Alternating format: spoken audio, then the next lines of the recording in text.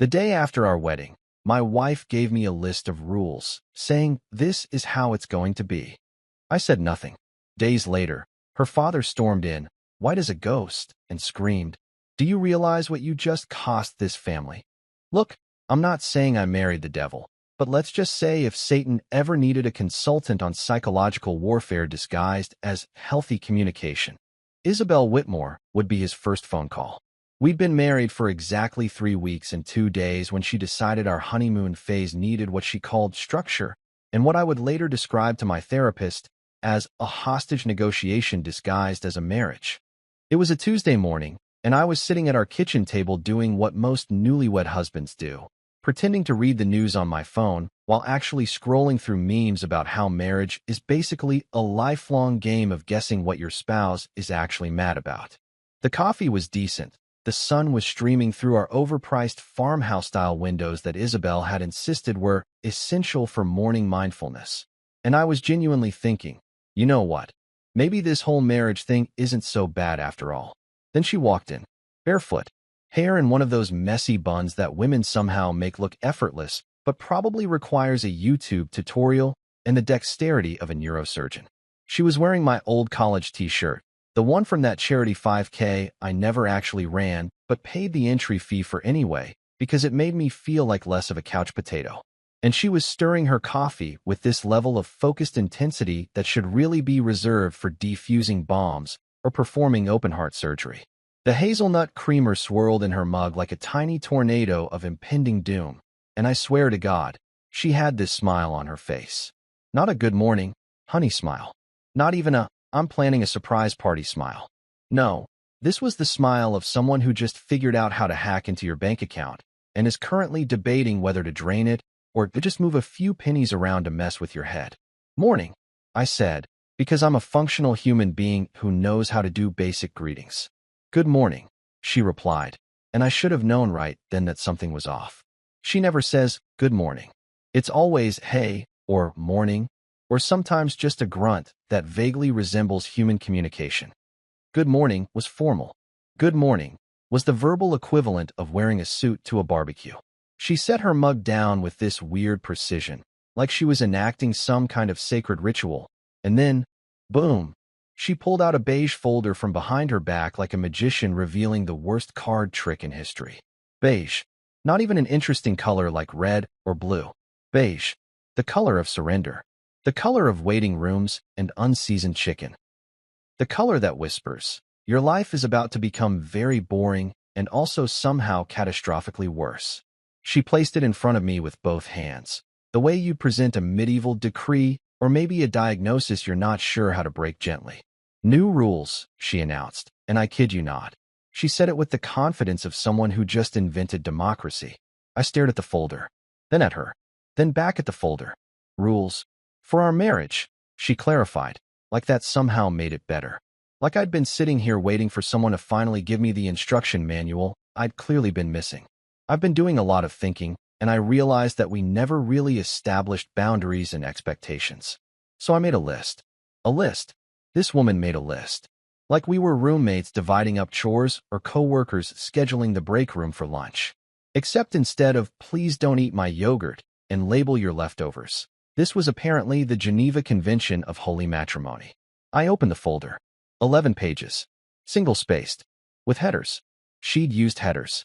There were even page numbers in the bottom right corner like this was some kind of academic paper she was submitting for peer review to the Journal of How to Systematically Destroy Your Husband's Soul. The first rule was about family visits. All interactions with extended family require prior approval and mutual agreement, to be submitted in writing at least 72 hours in advance. I'm sorry, submitted? Was I supposed to file a formal request every time I wanted to call my mom? Did I need to CC her on emails to my brother? Rule number 3, because apparently 2 wasn't enough to make her point, was about bedroom arrangements. During emotional recalibration cycles, separate sleeping quarters will be maintained to ensure adequate personal space and recovery time. Emotional recalibration cycles. That's what she called it. Not when I'm pissed at you. Not when you inevitably screw something up. No, we were going full corporate speak here. I half expected the next page to include a SWOT analysis of our relationship. But oh, rule number 7. Rule number 7 was my personal favorite, the crown jewel of audacity, the Mona Lisa of absolute nerve. The husband acknowledges the wife as head of household and primary decision-maker, confirmed in writing on a quarterly basis. Head of household. In writing. Quarterly.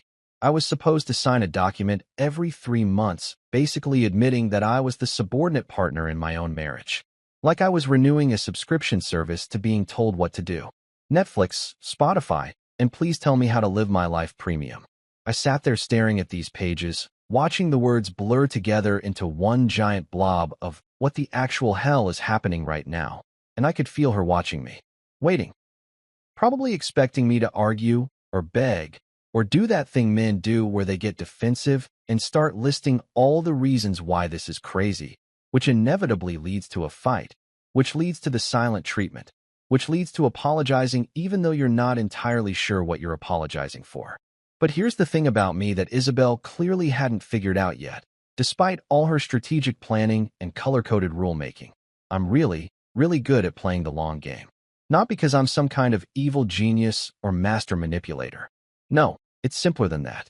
I'm just stubborn enough to wait for karma to do my dirty work for me. So I closed the folder. Nice and slow.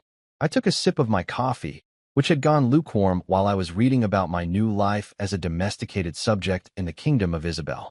And then I looked up at her with the most genuine smile I could muster and said one simple word. Okay. That's it. Just okay.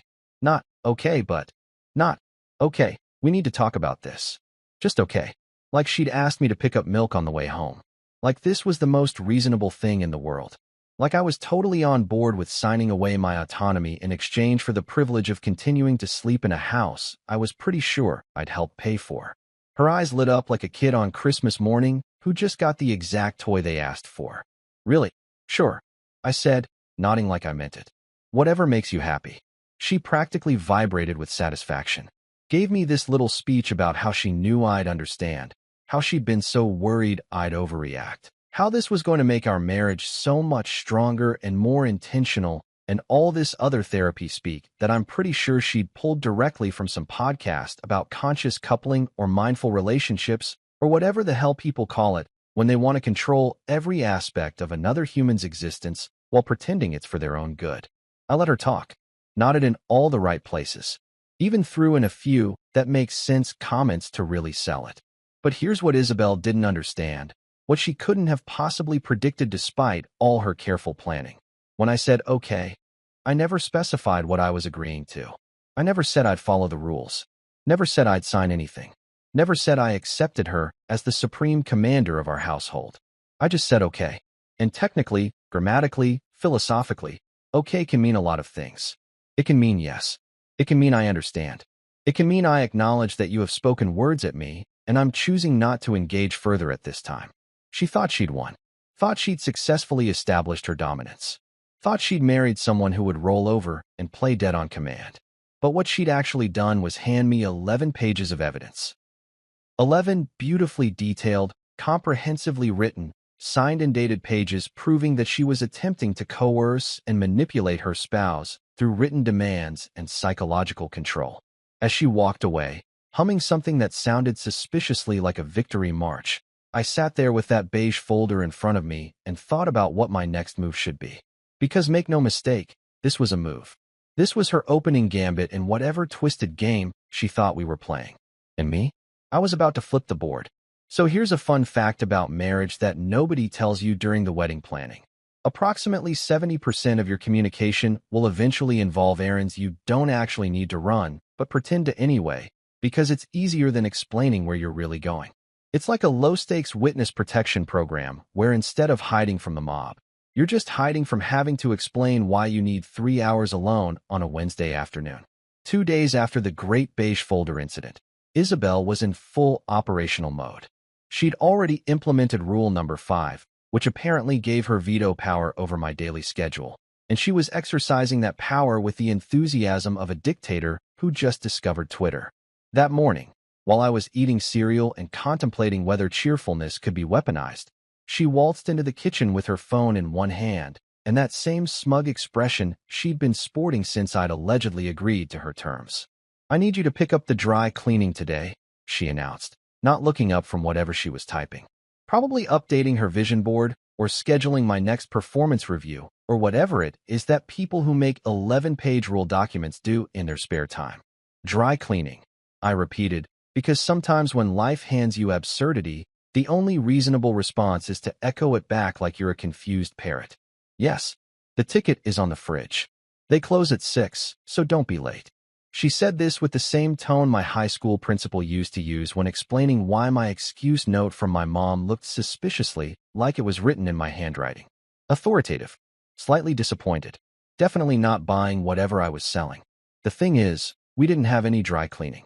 I knew this because I do my own laundry like a functional adult, and Isabel's idea of dry clean-only clothing consists of exactly 2 items. A blazer she wore to one job interview 3 years ago, and a dress that still has the tags on it, because she's saving it for a special occasion that will apparently never arrive. But I didn't point this out, didn't ask questions, didn't even check the fridge for this mystical ticket that definitely didn't exist. I just nodded, grabbed my keys, and said, "Sure thing, honey," with the kind of artificial sweetness that probably should have tipped her off that something was wrong, but didn't because she was too busy admiring her own tactical genius. As soon as I got in the car, I didn't head toward the dry cleaner that we'd never used because, again, we didn't have any dry cleaning.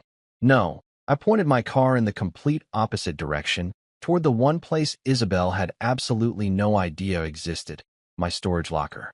Now, before you start thinking I'm some kind of hoarder or that I've got a secret family stashed away in a 10x10 unit, let me explain.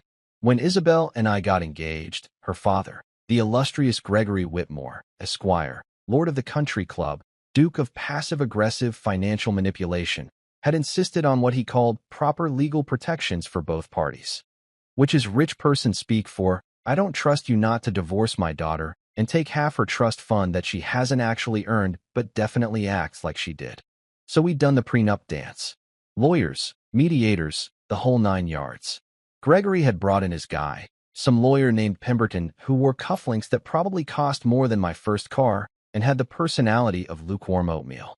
They'd drawn up this massive document with clauses about asset division and spousal support, and who gets the antique vase that nobody actually likes but everyone pretends to care about because it's a family heirloom. But here's where it gets interesting. Buried in all that legal jargon, hidden beneath the sections about retirement accounts and investment portfolios, was a clause about gifts. Specifically, the $380,000 that Gregory had gifted us for the down payment on our house. He'd made this big show of it at the rehearsal dinner, standing up with a champagne glass and announcing to everyone how he was investing in our future and supporting young love and other Hallmark card nonsense that made all the aunts cry and me want to check the fine print.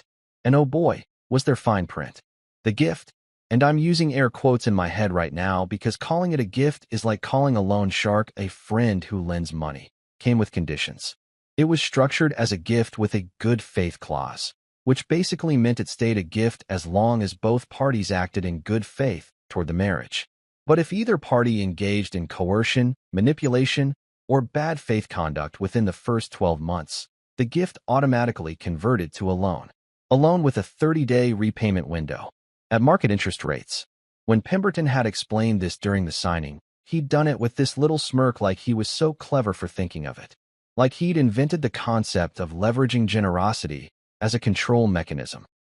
Gregory had nodded along like this was the most reasonable thing in the world, probably thinking there was no way his perfect princess daughter would ever do anything that could be classified as manipulative or coercive.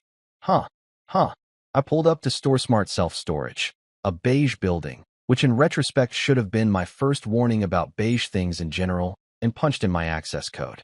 My unit was on the 2nd floor, sandwiched between someone's boat they definitely never use, and what I'm pretty sure is just boxes of old tax returns that someone's been too paranoid to throw away since 1987.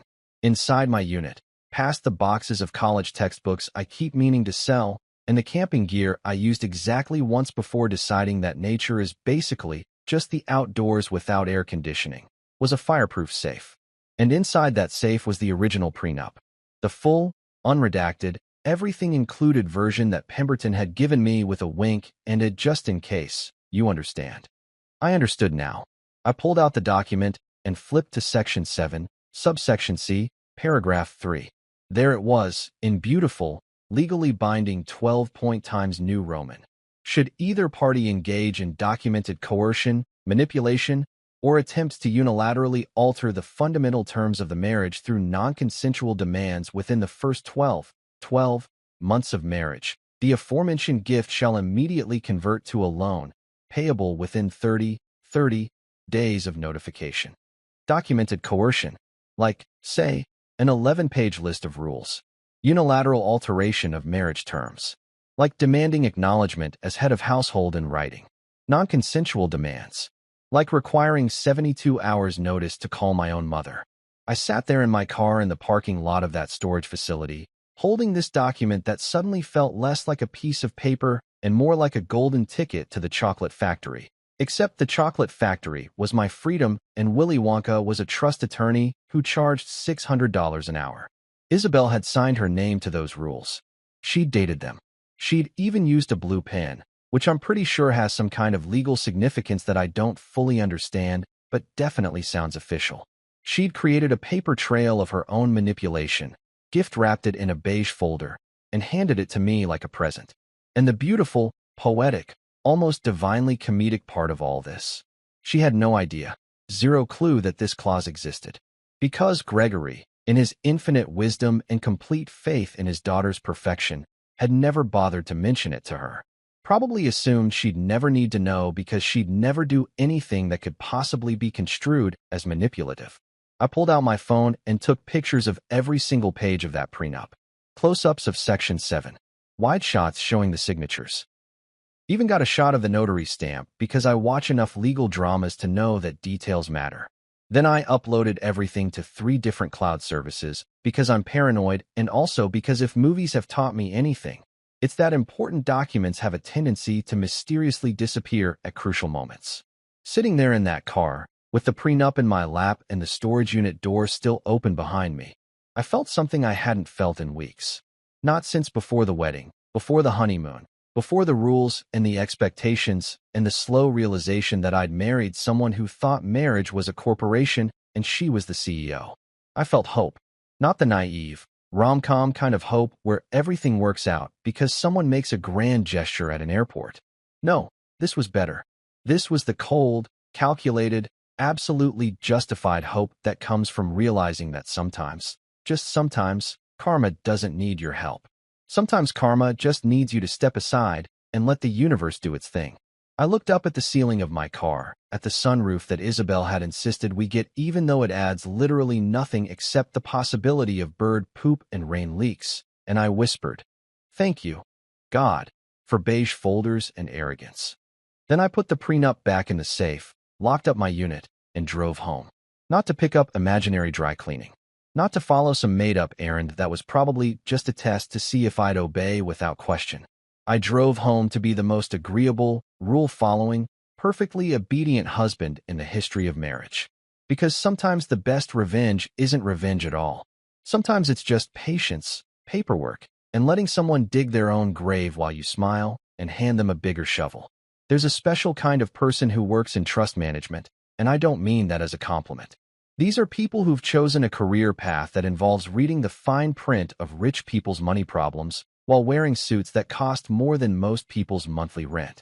They're part accountant, part lawyer, part therapist, and part vulture, just waiting for someone's poor life choices to create billable hours. Mr. Heller was all of these things and more. I'd met him exactly once before, at the prenup signing, where he'd sat in the corner of Pemberton's mahogany-paneled office like a gargoyle in business casual, watching everything. With these sharp little eyes that missed absolutely nothing. He was the trust manager for Gregory Whitmore's various financial arrangements, which apparently included the gift that had bought our house. And if there's one thing I'd learned from that initial meeting, it's that Mr. Heller did not suffer fools, did not waste time, and absolutely did not care about your feelings if they got in the way of proper financial documentation, which made him exactly the person I needed to talk to. I'd called his office the morning after my storage unit revelation, and his secretary, a woman who sounded like she gargled gravel and disappointment for breakfast, had informed me that Mr. Heller's next available appointment was in 3 weeks. 3 weeks. Like I was trying to book a table at some Michelin star restaurant instead of discuss the potential financial implosion of my marriage. It's regarding the Whitmore trust arrangement, I'd said, and I swear I heard her posture change over the phone. Please hold. 30 seconds later. Mr. Heller can see you tomorrow at 2 p.m. Please bring all relevant documentation. The offices of Heller and Associates were located downtown in one of those glass buildings that's trying way too hard to look important. Everything was chrome and marble and those weird modern chairs that look like art installations but are actually just extremely uncomfortable places to sit. The elevator played jazz music that I'm pretty sure was scientifically designed to make you feel inadequate about your life choices. The receptionist, a different woman from the gravel gargler, but equally unimpressed by my existence, directed me to a waiting area where I sat for exactly 4 minutes before being ushered into Heller's office. And let me tell you, this office was something else. Floor-to-ceiling windows with a view of the city, a desk that probably cost more than my car, and bookshelves lined with leather-bound law books that I'm 90% sure were just for show, because who actually reads physical law books anymore when you can Google literally anything? Mr. Heller sat behind that aircraft carrier-sized desk wearing a suit that looked like it was strangling him in slow motion. His tie was knotted so tight, I was legitimately worried about his blood flow to his brain, which might explain some things about trust managers in general. He was maybe 55, with gray hair that had given up trying to cover his head years ago and glasses that he wore on a chain around his neck like some kind of financial nerd superhero. "Mr. Harrison," he said, gesturing to the chair across from him without standing up or offering to shake hands, because apparently basic human courtesy doesn't apply when you're managing other people's money. "I understand this concerns the Whitmore arrangement." I pulled out the beige folder. Yes, I brought the actual folder because I'm not an idiot and I understand the value of physical evidence. And slid it across his desk. "My wife presented me with this 3 days ago. I'd like you to review it in the context of Section 7, Subsection C, Paragraph 3 of our prenuptial agreement." Heller's eyebrows didn't exactly rise, but something flickered in his expression. Interest, maybe. Or possibly just the recognition that his afternoon was about to get a lot more interesting than whatever spreadsheet he'd been pretending to care about before I walked in. He opened the folder with the careful precision of someone defusing a bomb, which in a financial sense, I guess he kind of was. His eyes moved across the first page, then the second, and I watched his expression shift from neutral professional to what I can only describe as barely suppressed glee. Not happy glee, mind you. More like the glee of a scientist who just discovered a new species of disaster. He flipped through all 11 pages without saying a word, occasionally pausing to reread something or make a small notation on a legal pad that materialized from somewhere on his desk. The silence was excruciating. I could hear the clock on his wall ticking, could hear the muffled sounds of the city through the windows, could hear my own heartbeat doing a drum solo in my ears. Finally, after what felt like 3 years, but was probably only 10 minutes, he closed the folder and looked up at me. Then he did something I absolutely did not expect. He smiled. Not a big smile. Not a friendly smile. But definitely a smile. The kind of smile that says, "I've seen some things in my career, but this is special." "Mr. Harrison," he said, picking up the folder and tapping it against his desk like he was testing its weight. "How familiar are you with the specific language of the clause in question?" "Familiar enough to know that what's in that folder probably violates it," I said. "Probably." He opened the folder again, flipped to page 4, and pointed to a specific paragraph with one manicured finger. Rule 4 states, and I quote, "The husband acknowledges the wife as head of household and primary decision-maker, confirmed in writing on a quarterly basis." This isn't probably a violation, Mr. Harrison. This is a textbook case of coercive manipulation. She's not asking for your acknowledgement. She's demanding it. In writing. With a schedule. He leaned back in his chair, which made an expensive leather creaking sound, and steepled his fingers like a movie villain explaining his master plan. Section 7, Subsection C was specifically designed to prevent exactly this scenario. The Whitmore family has a history of using financial leverage as a control mechanism. Not that I'm speaking ill of my clients, you understand, merely stating observable patterns. The good faith clause exists because Mr. Gregory Whitmore insisted on it after his brother's divorce cost the family a considerable sum due to similar circumstances. "So you're saying this voids the gift?" I said, trying to keep my voice steady even though internally I was doing backflips. I'm saying this doesn't just void the gift, Mr. Harrison. This obliterates it. He pulled out a calculator, an actual physical calculator, which I didn't even know people still owned, and started punching in numbers. The original gift amount was $380,000. Per the terms of the clause, conversion to a loan includes accumulated interest from the date of transfer at the applicable federal rate. Additionally, there's a 30-day repayment window from the date of notification.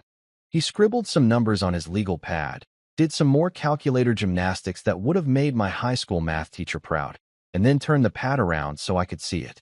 With interest and administrative fees, the current amount owed would be $412,647, payable in 30 days from the date we file the notification of clause activation. I stared at that number. $412,000. Due in 30 days. To me. From Gregory Whitmore, the man who probably spent more than that on golf course membership fees and artisanal scotch. Can we make it payable in exactly 30 days? I asked, and I couldn't help it. I smiled. I'm sentimental like that. Heller looked at me over those glasses, and for the first time since I'd walked into his office, I saw something that might have been respect flicker across his face. Or maybe it was just gas. Hard to tell with trust managers. Most men bring flowers after a marriage dispute, Mr. Harrison. He pulled out a form from his desk drawer with the efficiency of someone who'd done this before, probably many times. You've brought a financial apocalypse. I'll need you to sign here, and initial here. I'll file the notification of clause activation tomorrow morning. The 30-day clock starts the moment it's delivered to Mr. Whitmore's office. I signed where he indicated, my hand surprisingly steady considering I was basically launching a nuclear warhead at my in-laws' bank account. One more thing, Heller said as I stood to leave. This will almost certainly result in divorce proceedings. That's kind of the point, I said. Good. Because if you'd told me you wanted to salvage this marriage after being presented with a document demanding your quarterly subjugation, I'd have seriously questioned your judgment. He stood up, finally, and extended his hand for a shake. His grip was firm, professional, and somehow felt like sealing a pact with the devil's accountant. Welcome to the most expensive lesson your wife will ever learn, he said. I'll send you copies of all filed documents within 24 hours. I left that office feeling like I'd just enlisted in a war I didn't start, but was definitely going to finish. The elevator jazz sounded less judgmental on the way down. The receptionist even nodded at me, which I chose to interpret as respect rather than just basic acknowledgement of my existence. As I walked back to my car, I pulled out my phone and looked at the date. 30 days from tomorrow. That gave me exactly 1 month to watch Gregory Whitmore realize that his daughter had just cost him over $400,000 because she couldn't resist the urge to turn marriage into a dictatorship. I sat in my car and laughed. Not a bitter laugh or an angry laugh. Just a pure, genuine laugh at the absurdity of it all. Sometimes karma doesn't just knock on your door. Sometimes it shows up with a calculator and a 30-day repayment schedule. Let me tell you about Gregory Whitmore, because understanding Gregory is essential to understanding how someone could raise a daughter who thinks 11-page rule documents are a reasonable approach to marriage. Gregory wasn't just wealthy. Wealthy people are everywhere. They're practically a dime a dozen in certain zip codes. No, Gregory was that special breed of rich person who believed his money had somehow transmuted into wisdom, like he'd achieved financial enlightenment and could now dispense life advice with the authority of a discount Buddha in a 3-piece suit. The man wore cufflinks to casual dinners. That should tell you everything you need to know. I'd first met Gregory about 8 months before the wedding, at what Isabel had described as a casual family lunch, but which turned out to be a full-scale inspection disguised as brunch. We met at the country club. Of course it was the country club, because where else would Gregory Whitmore deign to eat on a Sunday afternoon? The place smelled like old money and furniture polish, with that particular acoustics that only comes from high ceilings and the crushed dreams of people who can't afford the membership fees. Gregory had shown up wearing slacks that had probably been ironed that morning by someone who got paid to care about creases, a polo shirt with a little embroidered logo that definitely wasn't just a regular brand, and those sunglasses that cost more than my monthly rent. He'd given me a handshake that lasted exactly 3 seconds. I counted, and had that smile that rich people have when they're being polite, but are absolutely measuring your net worth with their eyes. So you're the young man dating my daughter, he'd said, like this was a job interview, which in retrospect, it absolutely was. Throughout that lunch, Gregory had peppered me with questions that were supposedly about getting to know me, but were actually just socially acceptable interrogation. What did I do for work? Where did I grow up? What were my long-term financial goals? He'd said that last one with this little head tilt that suggested he already knew I didn't have a trust fund and was curious to see how I'd dance around the topic. But here's the thing about Gregory that I learned that day and every subsequent interaction. The man was utterly convinced that money solved everything. Not in the way that most people think money solves things. Like, yeah, having money means you can pay your bills and buy nice stuff. No, Gregory believed that money could buy manners, morals, character, and basic human decency. He thought that writing a check was the same thing as being a good person, that financial generosity somehow absolved him from having to develop an actual personality. When he'd announced the gift for our house at the rehearsal dinner, he'd done it with this theatrical flourish that made me want to crawl under the table and hide. We were at some restaurant that didn't have prices on the menu. You know, the kind of place where if you have to ask how much something costs, you definitely can't afford it. And Gregory had stood up with his champagne glass like he was about to give the State of the Union address. I want to take a moment, he'd said, and the entire room had gone quiet because apparently when Gregory Whitmore speaks, people listen, probably out of fear that he'll write them out of something important. To talk about the sanctity of marriage and the importance of providing our children with a strong foundation. Strong foundation. He'd actually said that. Like marriage was a building and he was the contractor. Isabel is my only daughter, he'd continued, and I'd seen actual tears forming in the eyes of some of the aunts, even though this speech had all the genuine emotion of a corporate PowerPoint presentation. And I want nothing more than to see her succeed in all aspects of life. Which is why Marjorie and I have decided to gift the young couple $380,000 toward the purchase of their first home. The room had erupted in applause. Isabel had cried. Actual tears, which at the time I'd thought were sweet, but now realized were probably tears of triumph because she'd successfully manipulated her dad into funding our life. My parents had looked uncomfortable, probably doing the mental math on how they could possibly compete with that level of financial flexing with their contribution of a KitchenAid mixer and some towels from Bed Bath & Beyond. And Gregory had stood there soaking it all in, this big magnanimous smile on his face like he'd just solved world hunger instead of throwing money at his daughter's relationship to maintain control over it. A small gesture of faith, he'd said, and I remember thinking even then that nothing about $380,000 was small, and calling it a gesture of faith was like calling the Titanic a minor boating incident. But I'd smiled and thanked him and played the grateful soon-to-be son-in-law, because that's what you do when someone hands you that much money, even if your internal alarm bells are ringing so loud you can barely hear the applause. Over the following months, Gregory had made sure to remind everyone, and I mean everyone, about his generous gift. At the wedding, he'd worked it into his father of the bride speech. At family gatherings, he'd casually mention the house I bought for the kids, like he was just making conversation and not establishing dominance.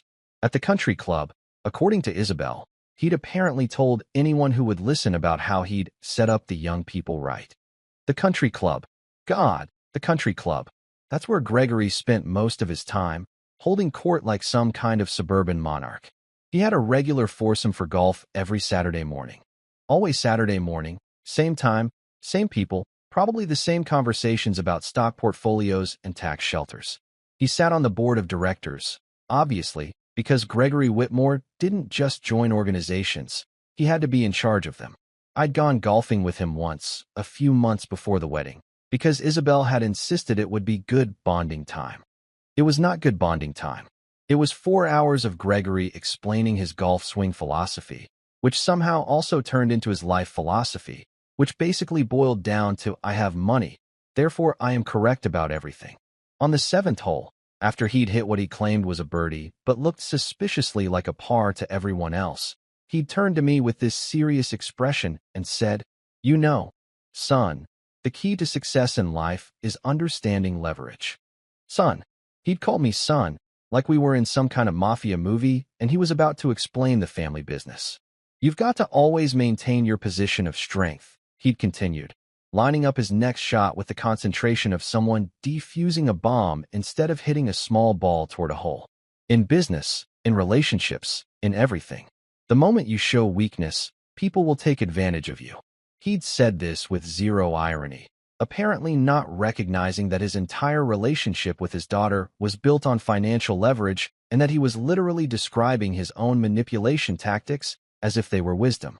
That's why I believe in being generous when I can be, he'd added, which I now understand was him justifying the house money as a control mechanism rather than actual generosity.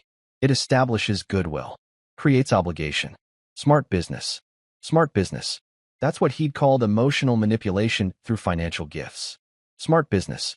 The man had no idea, absolutely no clue, that his smart business had come with a self-destruct button built right into the fine print. That his lawyer Pemberton, in trying to protect the Whitmore family assets from potential gold diggers, had created a clause that would backfire so spectacularly it could probably be seen from space.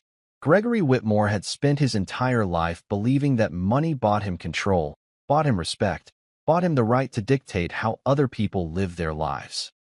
He'd raised his daughter with the same philosophy, and she'd internalized it so completely that she thought she could literally hand her husband a list of rules and have him just accept it. What neither of them understood was that leverage works both ways, that contracts cut in both directions, that when you build your entire relationship with someone on financial power dynamics, you better make damn sure you read every single word of the agreement you signed. Gregory strutted around that country club like a CEO of morality, bragging about his business acumen and his generous nature and his successful daughter, who'd married well. He'd probably told the story of the house gift at least 50 times by now, each retelling making him sound more benevolent and wise. What he hadn't told anyone, what he didn't even know yet, was that his signature on that prenup had created a financial boomerang. And that boomerang wasn't just in the air anymore. It was midair, gaining speed, and heading straight for his face with the accuracy of a heat-seeking missile programmed to target smug satisfaction. In exactly 29 days, Gregory Whitmore was going to receive a notification from Heller and Associates informing him that his small gesture of faith had converted into a loan requiring immediate repayment of over $400,000. To me, the son-in-law he'd probably spent the last 3 weeks barely thinking about except to assume I was properly subjugated by his daughter's rule system. I thought about that boomerang a lot over the next few days. Thought about Gregory's face when he opened that envelope. Thought about him trying to explain to his country club buddies how his generous gift had somehow turned into the most expensive mistake of his financial life. Thought about him realizing that his daughter, his perfect, brilliant, strategic daughter, had triggered a clause that even he'd forgotten existed. The man loved power too much. He loved control too much. He loved the feeling of being the biggest fish in a small pond too much to ever consider that maybe, just maybe, someone might actually read the contracts he was so proud of creating. And now he was about to learn a lesson that all his money couldn't protect him from. Sometimes the person you underestimate is the one holding all the cards. If you've never had the distinct pleasure of being retrained by your spouse like you're a golden retriever who keeps peeing on the carpet, let me tell you, it's an experience that really makes you question your life choices. Not just the choice to marry this particular person, but also your choice to be a functioning adult who thought marriage was supposed to be a partnership instead of an internship at Controlling Behavior Inc. After I'd given Isabel my very strategic and completely misleading okay to her 11-page manifesto, she'd apparently decided that I was now her personal project. Like one of those home renovation shows, except instead of updating a kitchen, she was updating me. And unlike those shows where the results are usually pretty good, this renovation was about to catastrophically decrease my property value. For the next few days, I played along like an Oscar-worthy actor in the world's most depressing improv show. When she left me a color-coded chore chart on the fridge, yes, color-coded, with a legend and everything, I followed it with the enthusiasm of someone who definitely wasn't plotting her financial downfall. When she corrected the way I loaded the dishwasher for the 3rd time in one evening, explaining that the cups needed to face a specific direction for optimal water flow, I nodded and adjusted them like this was totally normal behavior and not a cry for help. The towels were what really did it, though. The towels were when I realized she'd gone completely off the deep end and taken reality with her. Isabel had very specific ideas about how towels should be folded. Not just folded, mind you, arranged. There was a system. The bath towels had to be folded in thirds lengthwise, then in half, with the folded edge facing out when placed in the linen closet. Hand towels were folded in half, then in thirds. Washcloths were apparently supposed to be rolled, not folded, because it saves space and looks more spa-like. I'd been folding towels like a normal human being, which is to say, folding them into vaguely rectangular shapes and shoving them in the closet, when she'd walked in and actually gasped. Gasped, like she'd caught me committing a felony instead of just doing laundry in a way that didn't align with her vision of domestic perfection. No, no, no, she'd said, pulling all the towels back out like I'd just contaminated them with my incorrect folding technique. Look, I'll show you again.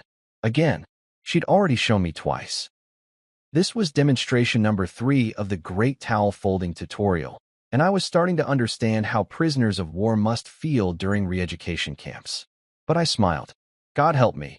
I smiled and watched her demonstrate the proper towel folding technique with the kind of intensity usually reserved for teaching neurosurgery.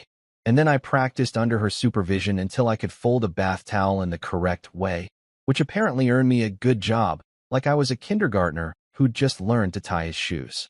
The truly amazing part wasn't just that she was doing this. It was that she'd started telling people about it.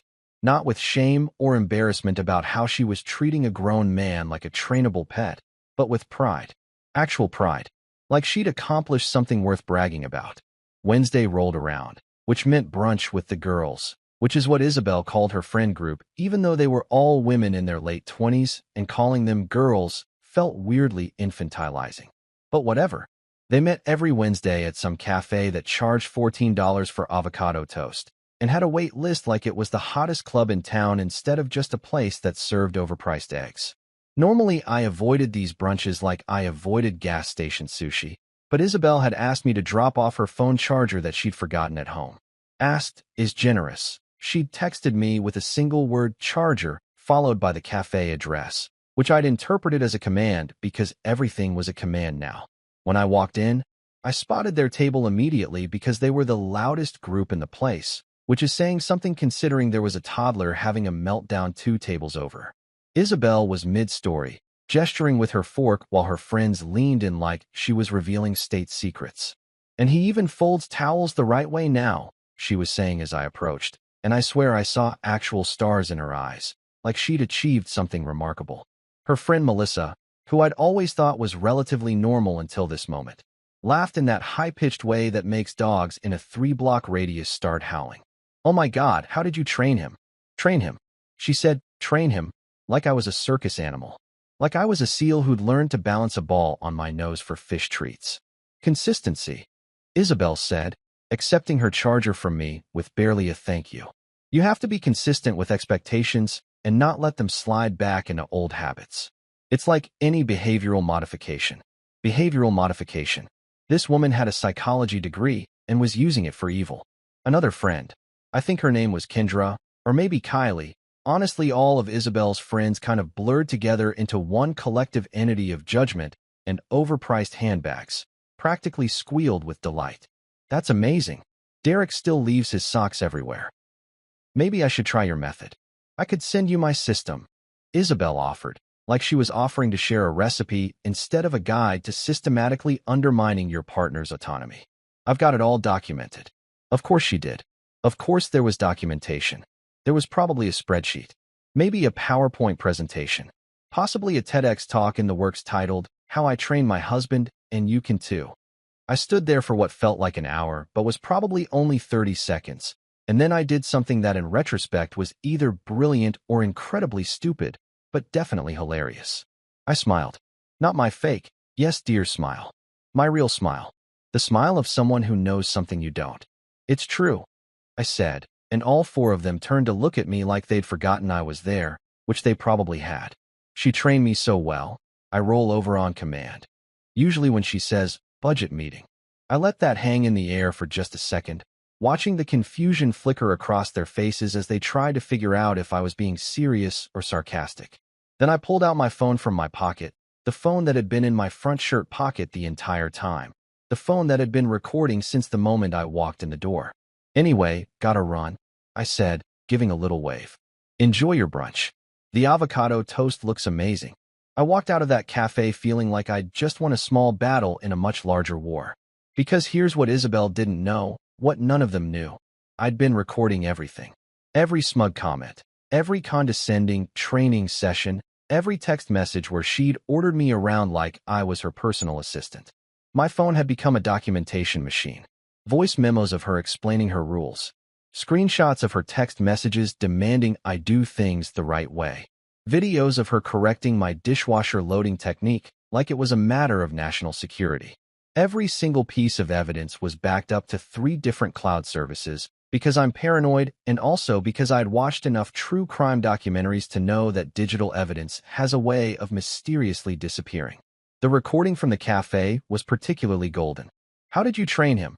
Was going to sound absolutely fantastic in front of a mediator or judge or whoever ended up hearing this case when everything inevitably exploded. Behavioral modification was the kind of phrase that made lawyers' eyes light up like it was Christmas morning. That evening, Isabel came home from brunch in an exceptionally good mood, which told me everything I needed to know about how the rest of that conversation had gone after I left. She'd probably spent another hour bragging about her successful retraining program, sharing tips and strategies with her friends like they were discussing the best way to grow tomatoes instead of discussing the best way to systematically dismantle their husband's dignity. Did you finish the grocery shopping? She asked, not even looking up from her phone as she kicked off her shoes in the entryway. The grocery shopping. Right. The list she'd texted me while I was at work. The one with 17 specific items that all needed to be organic, free-range, sustainably sourced, and probably blessed by a monk in Tibet. Every single item, I said cheerfully, which was true. I'd even managed to find the specific brand of almond butter she wanted, the one that cost $12 for a jar the size of my fist. Good, she said, finally looking up at me with this satisfied smile. See, this is working. You're learning. Learning. I was learning all right. Just not what she thought I was learning. That night, while she was in her separate bedroom going through her emotional recalibration cycle, which I'm pretty sure was just code for watching reality TV and doing face masks, I sat in what was now apparently my bedroom and organized my evidence. Voice recordings, 43 files, total runtime 7 hours and 22 minutes. Text message screenshots, 168 images, all backed up and timestamped. Videos, 12 clips, ranging from 30 seconds to 4 minutes, all showing various training sessions. The beige folder with her signed rules, carefully preserved in a plastic sleeve, every page photographed and uploaded. I had built a case file that would make a prosecutor weep with joy. Every instance of coercion, every demand, every condescending comment about how she was retraining me, all documented with the kind of thoroughness that would have made my high school history teacher proud. 26 days until the notification got delivered to Gregory Whitmore's office. 26 days of playing the obedient husband, of folding towels correctly and loading the dishwasher with optimal water flow in mind, and generally acting like someone who'd accepted their fate as a trained pet. I looked at my phone, at the recording app that had become my best friend over the past few days, and I couldn't help but laugh. She thought she was training me, but what she was actually doing was creating an evidence trail that would make her lawyer's job completely impossible. Every smug comment at brunch, every chore list, every my house, my rules text message, all backed up to my cloud faster than her ego could inflate. Training day, indeed.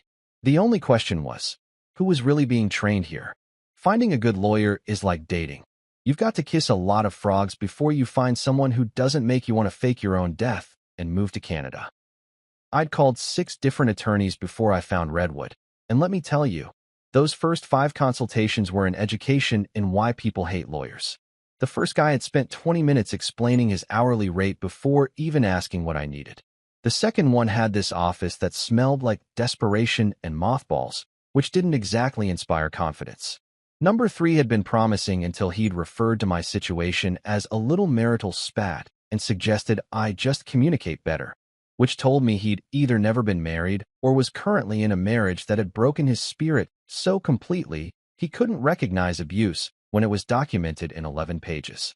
Attorney number 4 had actually laughed when I'd explained the beige folder situation. Not a sympathetic laugh, either. More like a, wow, you really screwed up marrying this person laugh that made me want to leave his office and maybe throw something. Number 5 had been a woman who'd listened to my whole story and then said, "Have you considered couples counseling?" Which, ma'am, I appreciate the suggestion, but I'm not looking to fix this marriage. I'm looking to legally napalm it from orbit and salt the earth where it stood. Then I found attorney Marcus Redwood, Esquire, and I knew within 5 minutes that I'd found my guy. His office was in a building that had seen better days, probably around the time Reagan was president. The carpet looked like it had survived at least 3 recessions and possibly a natural disaster. The receptionist was a guy in his 20s who was clearly studying for law school exams and seemed both bored and mildly amused by my presence. But when I was ushered into Redwood's office, I knew I'd made the right choice. The man looked exactly like what you'd get if you asked AI to generate competent lawyer who doesn't care about impressing anyone. He was maybe 50, with gray hair that suggested he'd stopped caring about haircuts sometime in the 90s and had never looked back. His suit was nice enough, but not expensive, the kind of suit that said, "I'm professional," without screaming, "I charge $800 an hour to read emails." And his tie. Oh man, his tie. It had a coffee stain on it. Not a small, discreet coffee stain that you might not notice. A big, obvious. I definitely spilled coffee on myself this morning and didn't bother to change stain right there in the middle of it. And he was wearing it anyway, with the confidence of a man who had absolutely nothing to prove to anyone. "Mr. Harrison," he said, gesturing to the chair across from his desk without getting up. His handshake, when it finally came, was firm and brief. The handshake of someone who had better things to do than perform elaborate greeting rituals. "I understand you're interested in annulment proceedings." "That's correct," I said, pulling out my phone and the printed copies of everything I'd been collecting. "But it's a little more complicated than that."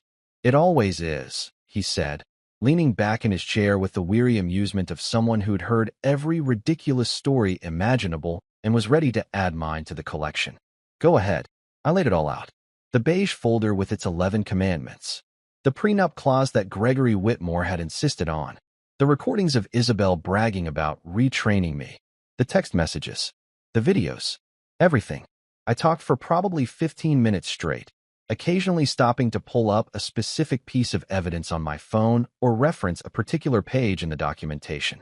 Redwood listened without interrupting, which was refreshing because most of the other lawyers had kept trying to steer the conversation toward their expertise or cut me off with questions. He just sat there, occasionally making notes on a legal pad with a pen that looked like he'd stolen it from a Holiday Inn, and let me tell the whole story from start to finish. When I finally stopped talking, he was quiet for a moment. Then he did something that made me like him even more.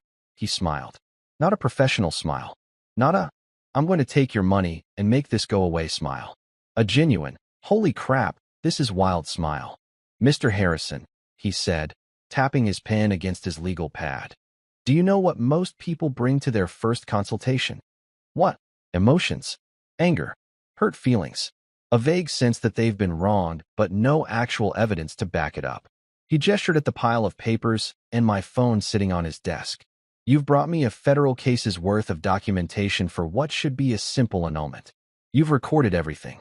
Screenshots, timestamps, signed documents. You've even got her explicitly stating that she's engaging in behavioral modification on a recording. Is that good?" "Good." He laughed, and it was the kind of laugh that made me relax for the first time in weeks. "Mr. Harrison, you've essentially gift-wrapped this case and put a bow on it." She played chess with someone who built the board. He pulled out a fresh legal pad and started writing, talking as he did. "Here's what we're going to do. We file for annulment on grounds of fraud and coercion. That's the easy part.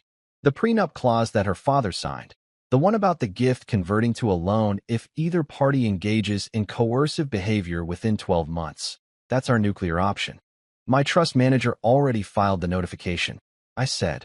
24 days until the 30-day repayment window closes." Redwood stopped writing and looked up at me with something that might have been respect. "You've already activated the clause. I figured I should get ahead of it." "Smart." He went back to writing. "Very smart. Here's what's going to happen. They're going to try to fight this. Her father's going to bring in his lawyers, probably Pemberton, who I'm guessing is the one who drafted the original prenup. That's correct. Pemberton's good, but he's old school. He's going to come at this from a let's be reasonable men about this angle. He's going to suggest mediation, probably try to negotiate a settlement that doesn't involve his client paying out over $400,000. Redwood looked up from his notes. We're going to decline every single attempt at negotiation. Politely, but firmly. Why? Because we don't need to negotiate.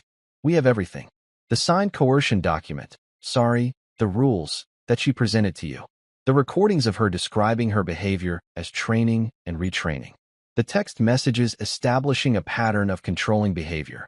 The prenup clause that explicitly states these behaviors void the gift arrangement. He set down his pen. Mr. Harrison, I've been practicing law for 26 years.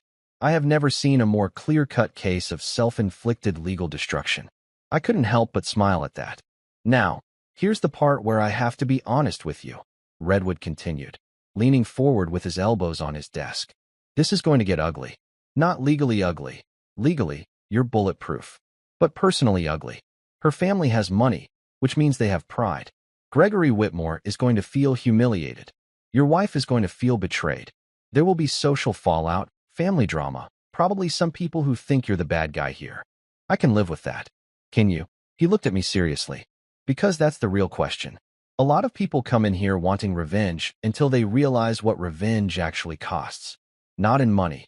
In terms of your reputation, your relationships, your standing in the community. I thought about the beige folder. About being told I needed to acknowledge Isabel as head of household in writing every 3 months. About folding towels wrong and being corrected like a child. About sitting in that cafe listening to her brag to her friends about how well she trained me. Yeah, I said. I can live with that. Redwood nodded slowly, then leaned back in his chair again. Then we proceed. I'll need you to keep acting normal. Don't change your behavior. Don't give her any indication that something's coming. Can you do that? Define normal, I said. He smiled again, that same genuine smile. Smile? Make breakfast. Keep folding those towels the way she likes. And in the meantime, let me handle the legal side of what I'm going to call Operation Boomerang, because that's essentially what's happening here. She threw everything she had at you, and it's all coming back to hit her in the face. How long until we file? I'll have the annulment papers ready in 72 hours.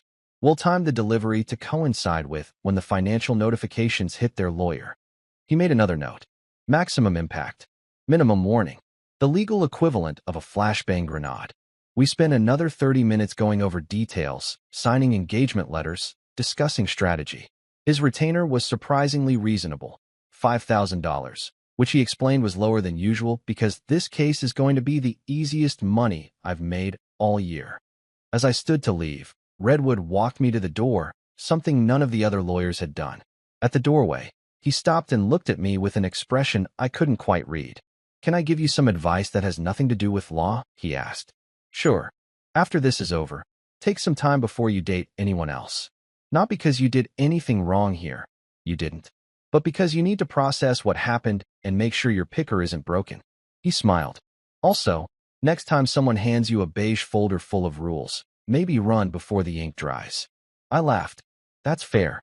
One more thing, he said as I stepped into the hallway. Keep acting normal. Smile, make breakfast, and hand her legal destruction disguised as oat milk.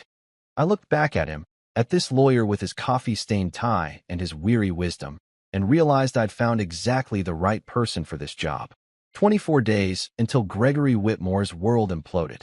24 days of playing the obedient husband while the legal machinery churned away in the background. 24 days until normal ended and chaos began. I could hardly wait. There's something poetic about watching someone's entire world collapse during brunch.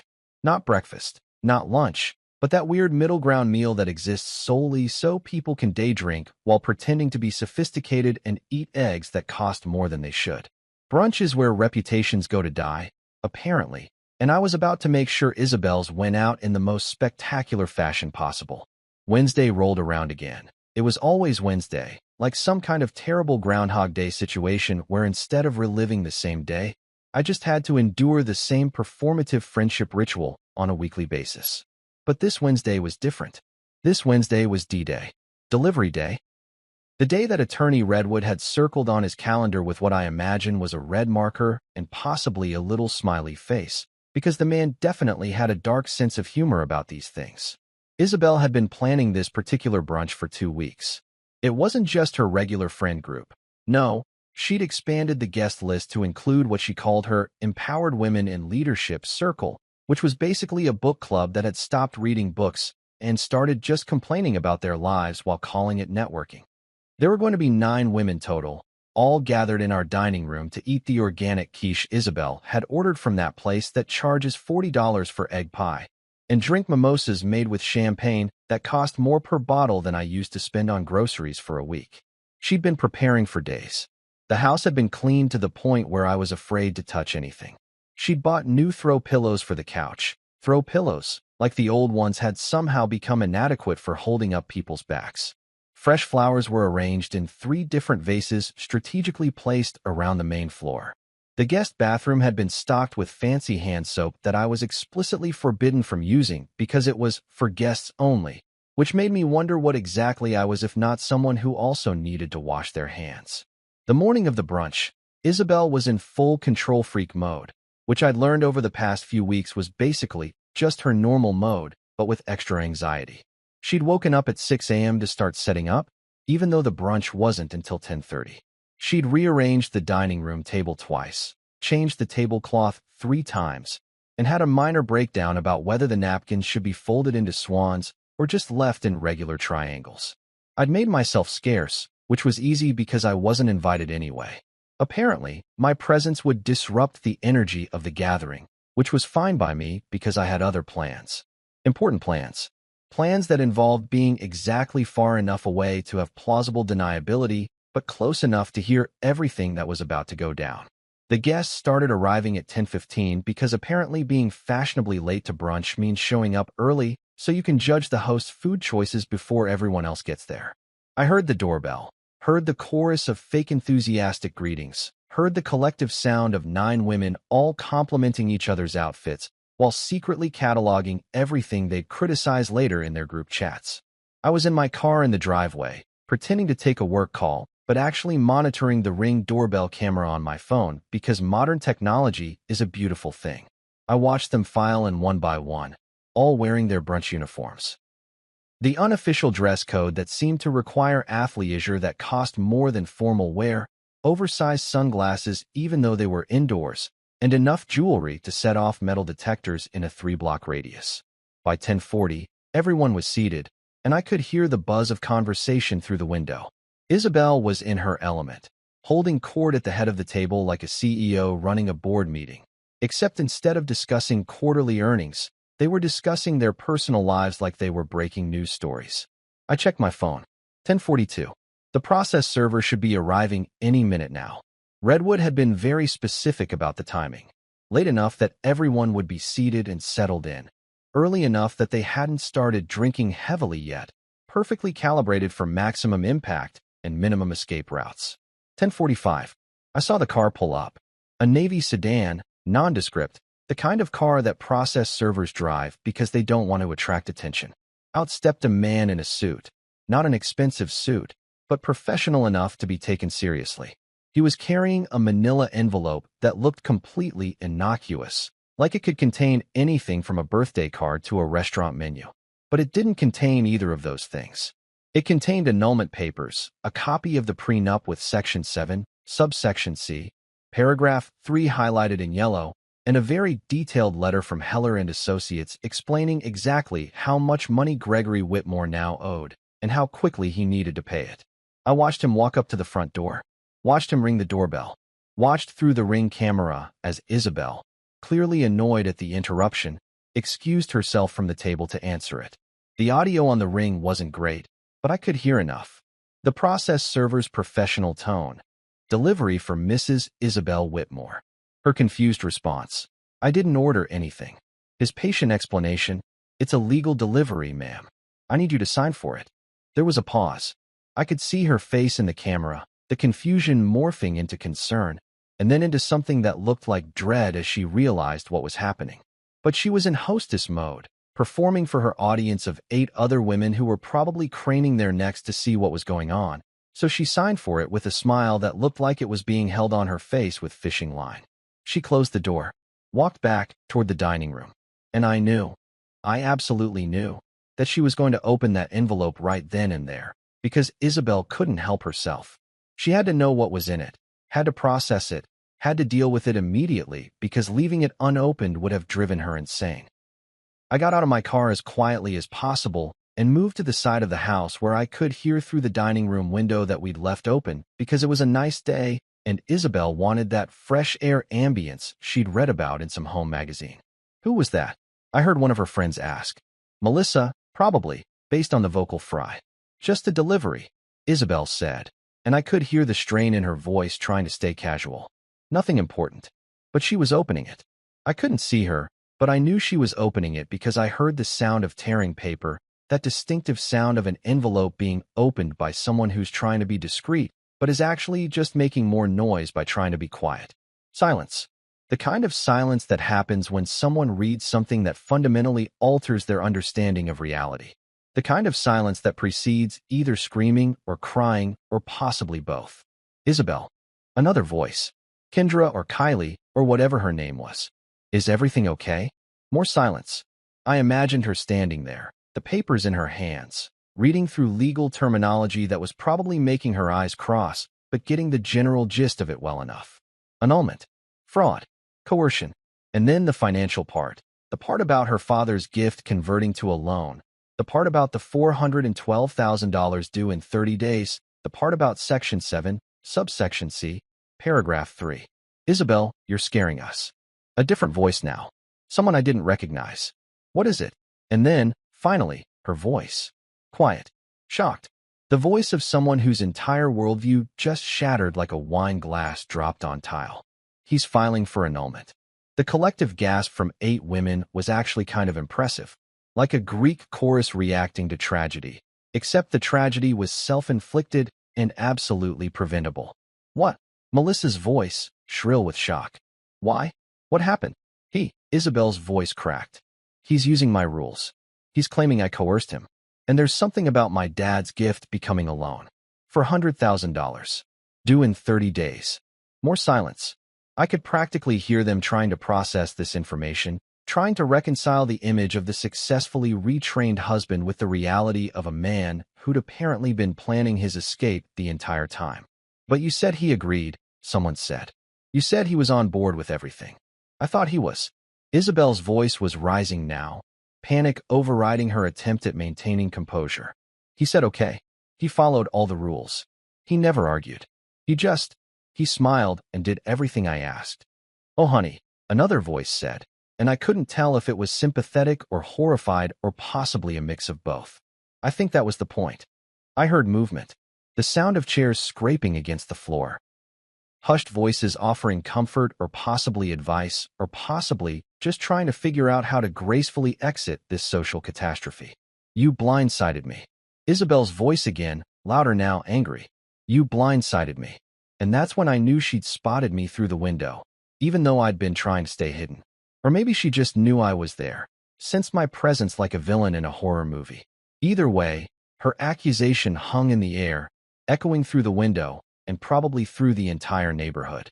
I walked around to the front door and let myself in with my key, because it was still technically my house for another few weeks. The dining room was exactly the scene I'd imagined. 9 women frozen in various states of shock and discomfort, mimosas forgotten, organic quiche growing cold, all eyes on Isabel, who was standing at the head of the table holding the papers like they were evidence of murder instead of just evidence of her own terrible decisions. I looked at her, at the tears starting to form in her eyes, at the anger and humiliation and confusion all fighting for dominance on her face. And I smiled. Not a mean smile. Not a triumphant smile. Just a calm, peaceful smile that said everything I needed to say. No, I said quietly. I didn't blindside you. I followed the list. The silence that followed was deafening. Even the champagne seemed to go flat, like the carbonation itself was too shocked to continue existing. One of her friends, I think it was the one named Ashley, or maybe it was Brittany, honestly they all blurred together, set down her mimosa glass with a soft clink that sounded like a judge's gavel in the quiet room. I think, she said carefully, I should probably go.